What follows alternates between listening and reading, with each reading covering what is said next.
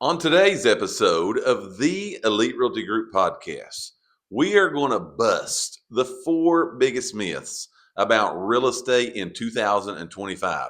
This is one episode you do not want to miss. Hang on, y'all. Here we go.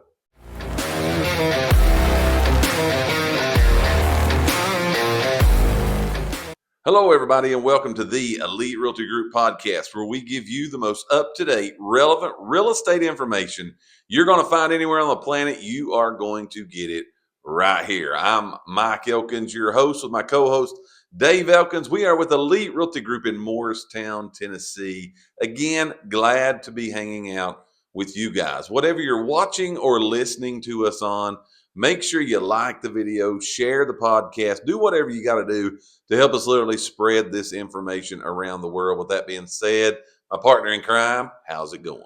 Hey, you're doing good. How about yourself? I'm doing really, really good. Ready to go. Ready to bust these myths. Yeah, these are some good ones that we're going to talk about. I think we got some good talking points today. There's no doubt about it. And we found out, being in real estate for a while now, several years, and being able to do podcasts like this, but being able to help a whole lot of people, answer a whole lot of questions, field a whole lot of calls. Mm-hmm. There are a lot of myths that are out there about real estate. Yeah, and we kind of forget about these things because we're in it a lot, and Absolutely. So we it's good to just kind of step back for a minute and talk about these things. Absolutely, it is. Again, real estate. We say this a lot on different, I guess maybe shows that we do, lives we do, podcasts we do. Again, and just in just general conversation, but real estate is intriguing to people. It's something that people, more than I think a lot of us think, but they kind of stay up on the game. What's going on?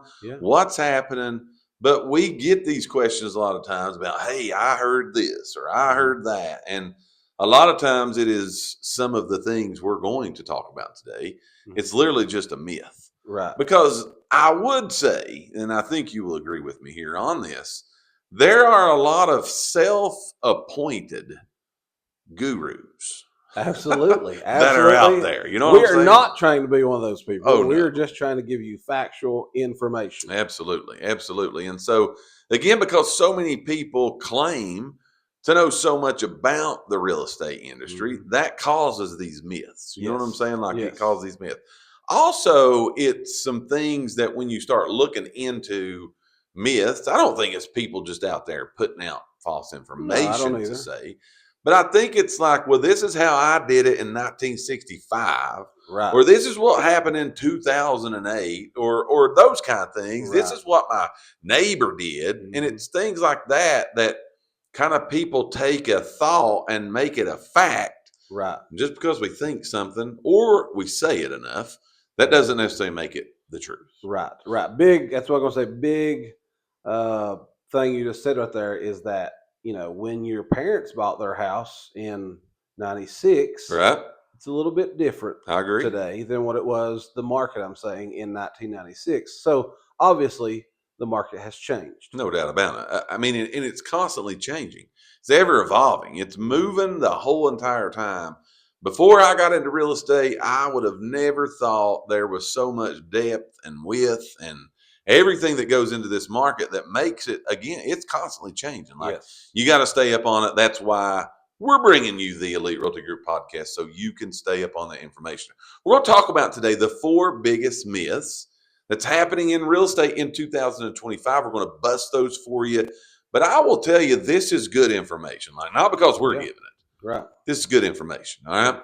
So let's dive into these. We've got them 1 through 4, not necessarily in any particular order, but let's dive into them because I really think the first one that we're going to talk about, I honestly feel like it's one of the biggest myths that are out there. So if you're looking to buy a home in 2025, you could have been because you've been told you had to. Again, it was the way your parents did it, your grandparents did it.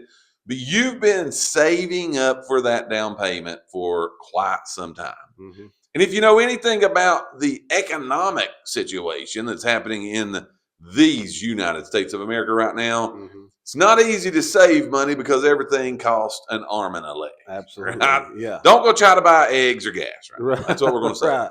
But everything's expensive. It makes it super hard for the average American to put money back. Yeah. Especially put a lot of money back to buy a house with, okay? So myth number one, we're going to bust in this real estate market in 2025.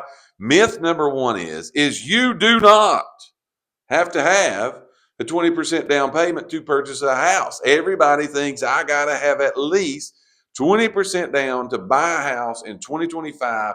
I've been saving for 5 years, 10 years, 2 months, 8 months, and I just can't get to that 20% because house prices keep going up. Right. The price of the house keeps going, which makes my down payment go up more and more and more. Yeah. I can't get to that 20%. That is myth.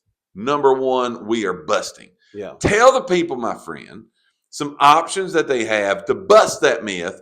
That's a fact. You don't need 20% to buy a house in 2025. Right. You absolutely do not have to have 20% down to buy a house. No. So they are zero money down loans. Hear that one more time. Yeah, let's repeat that. Rewind. There is zero money down loans that are available. Sure. Okay. So there's different requirements. We're going to say this.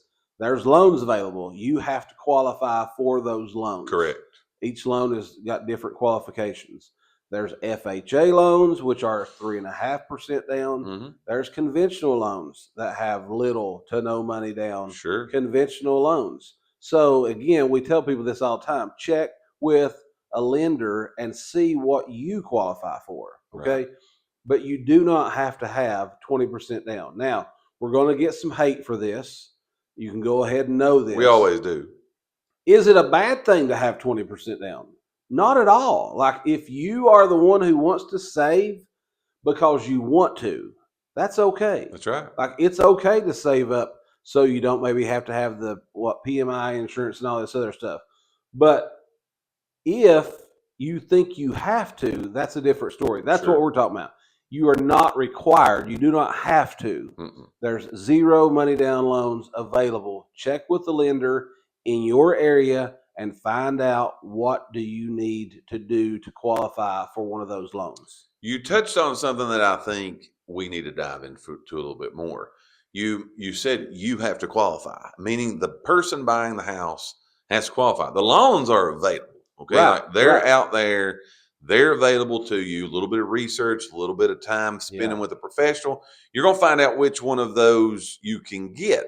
The qualifications for those loans, it's going to be based upon a credit score. You're going to have a certain credit score. Now, let's go there for just a moment. Bust that myth, yeah, because I'm getting ready. You already hear people saying, "Well, yeah, if I've got an 830 credit score, of course they'll give me a no money down loan." Well, I was going to dive into. I'll let you talk more about the score, but my thought on that was going to be: there may be people out there watching right now. You don't have the credit score, but at the same point in time, there are lenders, credit repair people, whatever, that can help you get to where you need that credit score to be. Right. To get those loans, to be able to qualify for those loans. Yeah.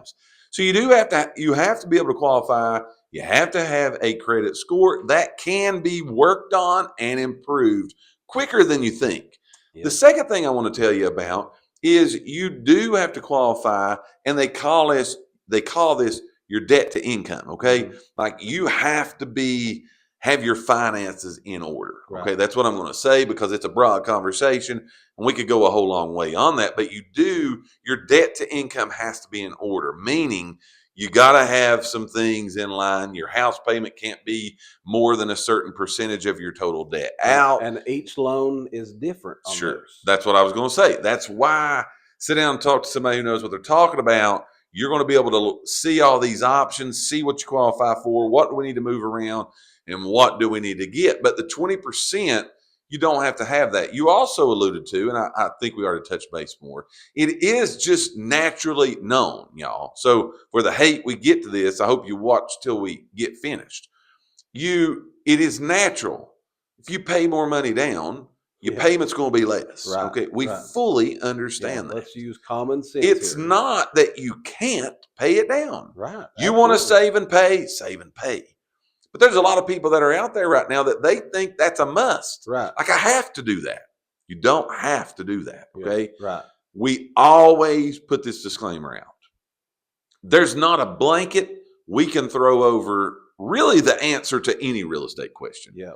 Your financial situation, your living situation, your needs, your wants for you, your family, whoever's going to be a part of this real estate purchase, that's got to be weighed out individually. Okay. Right. I cannot tell you what is right for you to do, and nobody can.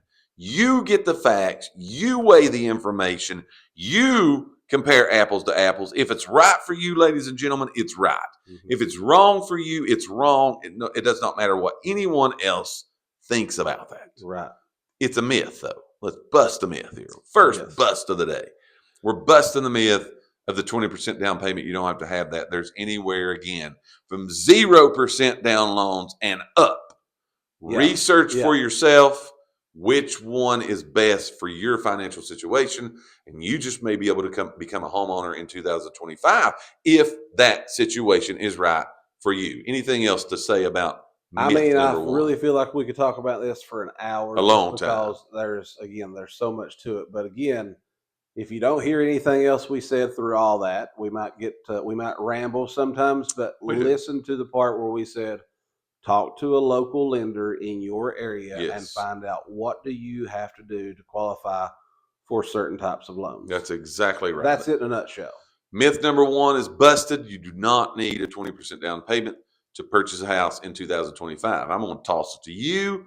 You tell us the myth number two we're going to bust. So number two is, and I feel like, again, we talk about this every single show, and we have talked about this for years now. Whole podcast on this. Right? Is that the real estate market is going to crash in 2025. That is not necessarily true. Now, a lot of the experts are saying now that we are showing a stable. So the market is showing some stability. I love it when a plan comes together. Yeah, absolutely. So again, we've been talking about this for a while, is that the market is coming back to what we consider a normal real estate market. Mm-hmm. Okay. It's different. This market is different than when the crash was in 2008. Absolutely. Okay. The supply and demand is still there. Okay. Yes. 2008, when the real estate market crashed, literally anybody was able to go buy a house. Okay. What we just talked about with that credit score, yes, it was out the window. It was out the window. If you had a pulse, not a credit score, a pulse, you could get a house. You could get a house, and you could name your price. Yes. Like, that was one of the biggest problems. Again, talking to lenders who's been through this, they will tell you, like, it was just, you named the price for the house, it was going to appraise, whatever it needed. So people was getting in over their heads. Correct. The market is not doing that right now. Is prices up? Absolutely. But the market is up. Like I'm saying, real estate as a whole has went up since 2008. We're almost 20 years, beyond that market. So, but again, supply and demand is still there. That is what's keeping prices where they're at. That's what's making us have a stable market. We have inventory. We have buyers, all of this stuff. But again, the market is not going to. I'm just going to go ahead and say it. The real estate market will not crash in 2025. In 2008, when you had the last real estate crash, there was this, it literally was a crash. Like, this happened in a week's period of time. Yeah. All of the destruction, all of the downfall, all of the waves come crashing down. It was a very quick thing that happened. Yeah. Okay. You look at what is happening in the real estate market today. There have been since that time. Now, look, I'm not for, I think you can be overregulated. I'll say that before I say this. Yeah. But I think there was a lot of regulations, safeguardings put in place because of that situation that happened, that probably has played into and prevented something like that from where we are right now from happening again. Yep. And like that, lump it, bump it, doesn't matter.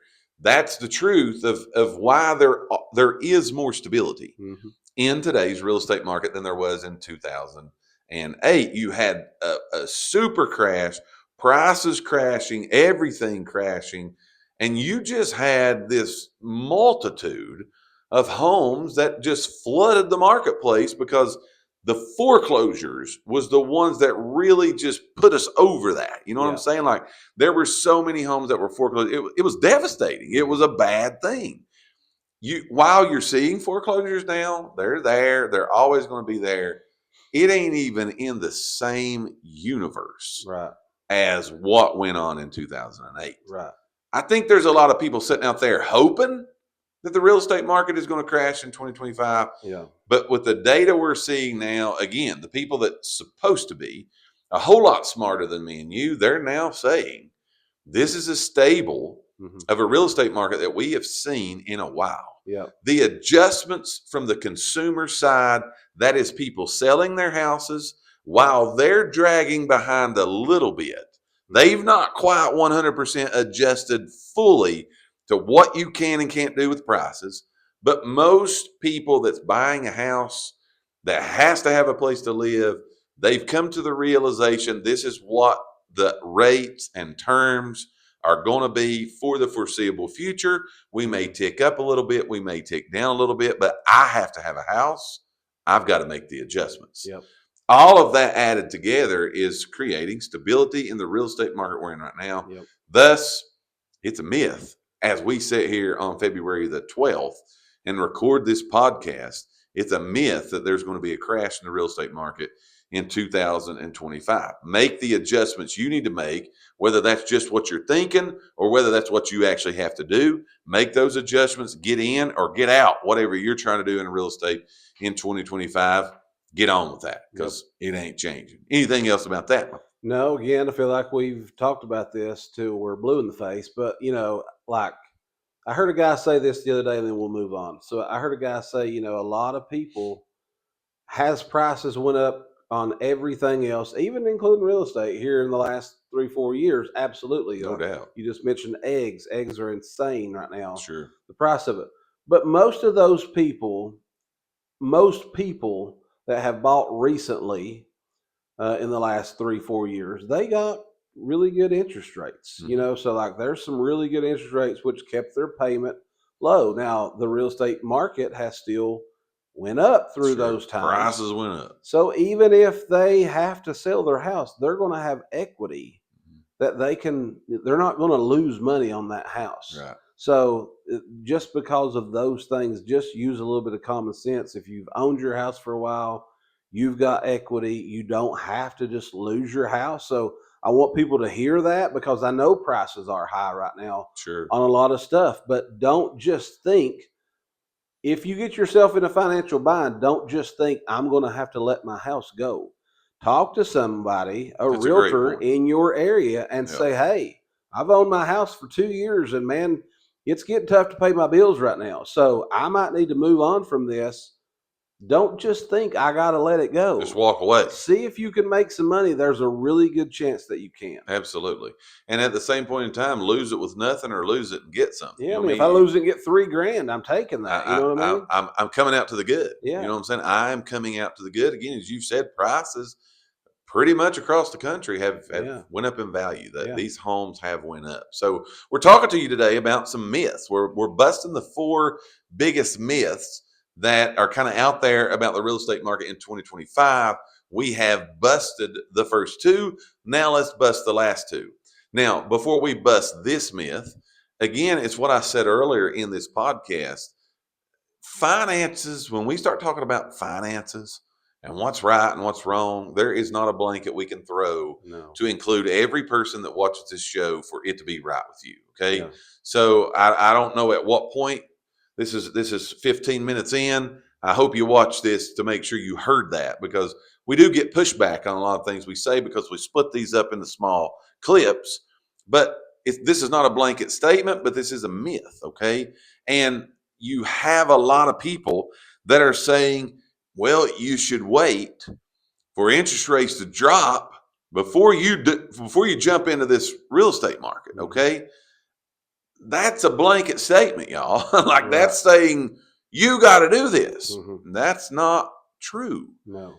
Again, if it's right for you to buy and it's financially feasible for you to do, you need to make that decision. Okay. You don't need to hear somebody sitting in another part of the world saying, well, you need to wait. You need to wait. You need to wait. there have been people now, we can literally say this for a year and a half.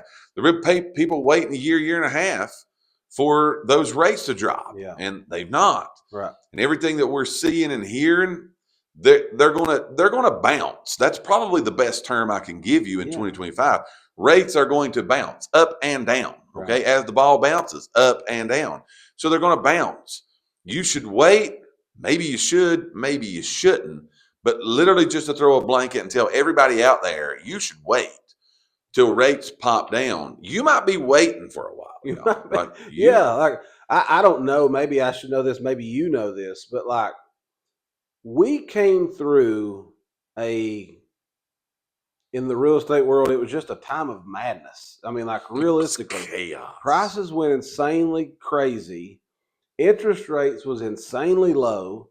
I don't know right off the top of my head. Again, maybe you do, but I don't know when the last time you could get a 2%, a 1.75% interest rate. In a while, friend. So, I mean, I'm saying if you are sitting around waiting for that, it might be 20 years. Like, I don't know that. I don't know when that's going to come again, if that will come again.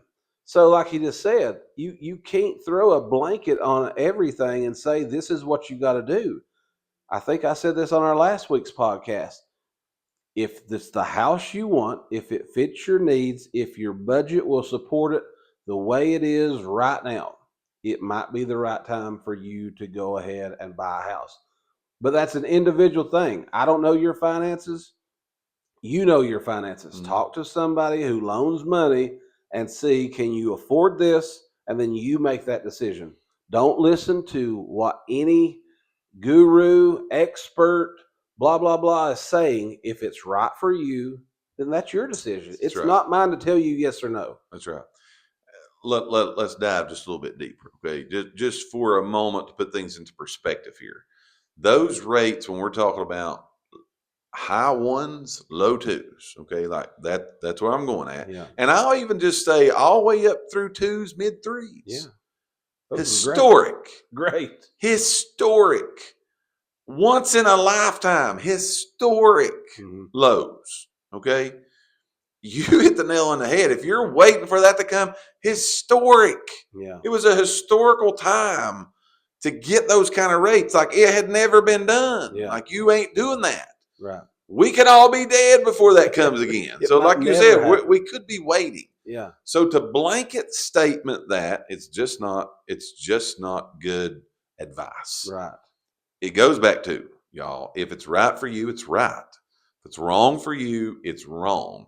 You have to weigh the situation out on a personal basis to see, should you buy or should you wait? Yeah. All of y'all are smart people. You can figure that out when somebody looks at you and says your payment's $2,400. You know if you can afford it or not. Right. I don't. Yeah. So do what's right for you, for your living situation, for your circumstances. If you have a family, for your family, weigh that situation out for yourself. But it is a myth. But just blanketing the whole country by saying everybody ought to wait till interest rates go back down. It was historic. Okay. You might be waiting for a while. You might be waiting for a while. And there's a good chance. If you wait for a while, that house you can buy for $350 today is going to be $450 when you do that. So you got to weigh it out. Okay. Right. You got to weigh it out. Here is number 4. Give it to us, man. So I'm going to say it. So selling your house as is and still thinking that you can get the most amount of money. Yes. That is not true. Again, we came through a period where anything. That didn't matter. No. You could sell your house in any condition and still make pretty good money off of it. Right now, what we're seeing is that buyers are looking for move-in ready homes. That's what they're wanting. Sure. But the good news is they are willing to pay for that. Absolutely. So it's not like you're doing it and losing money. They are willing to pay good top dollar money if your house is move-in ready. Yes. So things to consider, like think of those little things. We say this a lot. Think about the little things that you can do that's going to make a difference. Painting, giving the house a fresh paint if it needs it inside, outside, wherever. Little small repairs, a toilet that runs all the time, Little things like that you can do that makes the house where somebody can literally just move into it, Correct. move their stuff. Painting is kind of specific. I'm saying a lot of people don't really care if you paint, but I'm just telling you from a realtor, it makes your house show better Absolutely. if it has fresh coat of paint. So keep those things in mind, little things that you can do, and don't try to overprice your home if it needs those repairs. Okay, if it needs something, you're going to have to adjust the price for it. Yes. You're still going to make probably good money. I'm saying just because your house needs painted, we ain't going to knock it 20 grand. Okay, but you probably need to make a small adjustment for those things. You got to think about this. When you put your house on the market, you are competing. You are in a competition. You are competing against every house in your price range in that market. So obviously, taking everything smart related out of it, and let's go back to common sense.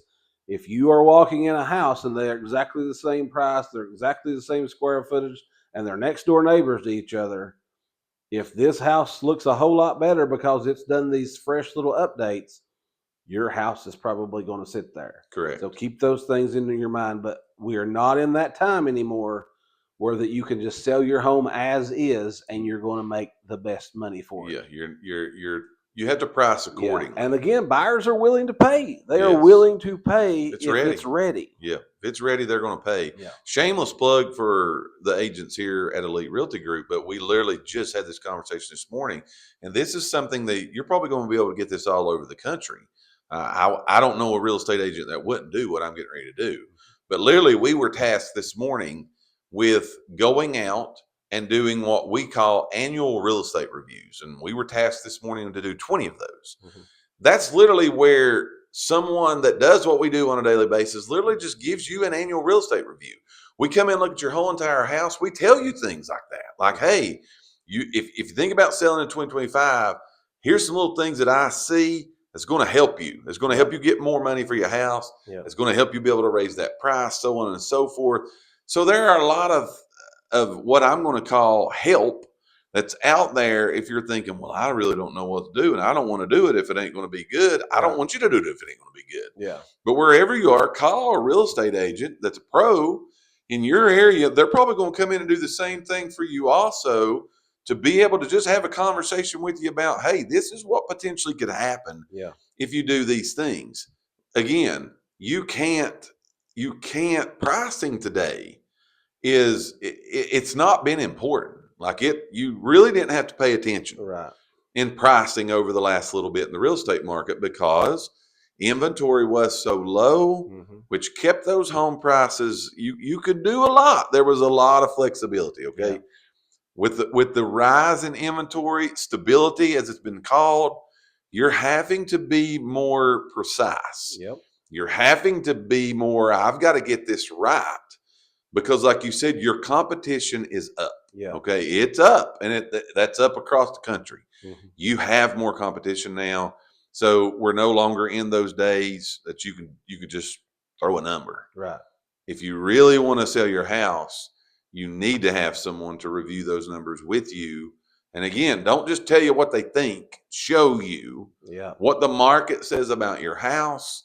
And it's a myth. You can just put any price tag on there and people are still willing to pay you that number or above. That's a myth, y'all. Yeah. We can't live in that world no more. It's not real.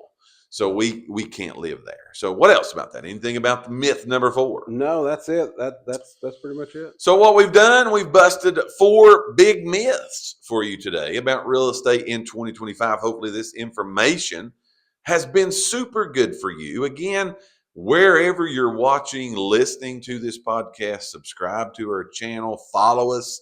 We release one of these every Wednesday for your viewing or listening pleasure. And hopefully it's been some good information to you. Go back up and watch some previous episodes.